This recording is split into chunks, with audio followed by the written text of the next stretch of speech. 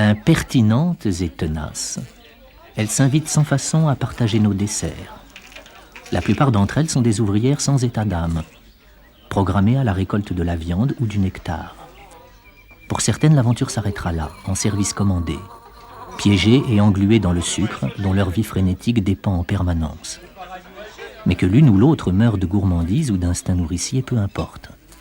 Car dans le monde des guêpes, l'individu ne compte pas. Il n'est qu'un élément parmi des milliers d'autres, et sa vie n'a de sens qu'au service de la société, de la colonie à laquelle il appartient. Celle-ci n'est jamais très loin, et se dissimule selon les espèces, dans le sol, dans un arbre, ou dans l'obscurité tiède d'une soupente tranquille.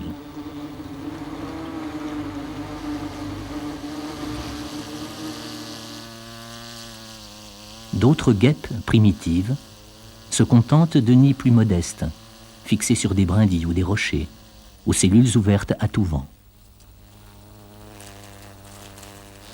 Mais avant d'en arriver là, au plus fort de l'été, l'histoire des guêpes commence de façon très discrète et solitaire, en avril ou en mai, dans un coin de forêt, une haie, ou parfois à l'intérieur d'une maison. Cette guêpe-là n'est pas ordinaire. C'est une femelle fondatrice, née l'été précédent. Elle sort d'hibernation et porte tout simplement en elle une future colonie de plusieurs milliers d'individus.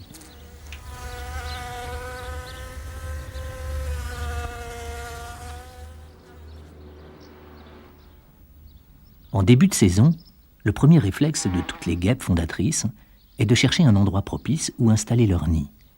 Et quelle que soit l'espèce à laquelle elles appartiennent, chacune d'entre elles y met un zèle et une attention toute particulière, en explorant tous les sites favorables.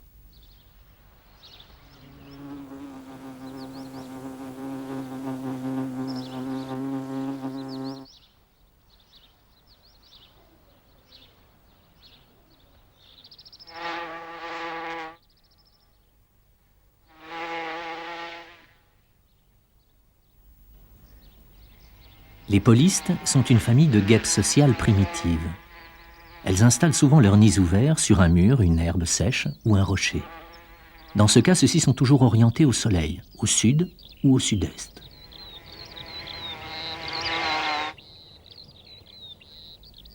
Pour construire leur nid, les polistes, comme toutes les guêpes sociales, utilisent une matière première faite de fibres végétales décomposées, qu'elles arrachent méthodiquement sur les tiges de quelques plantes sèches.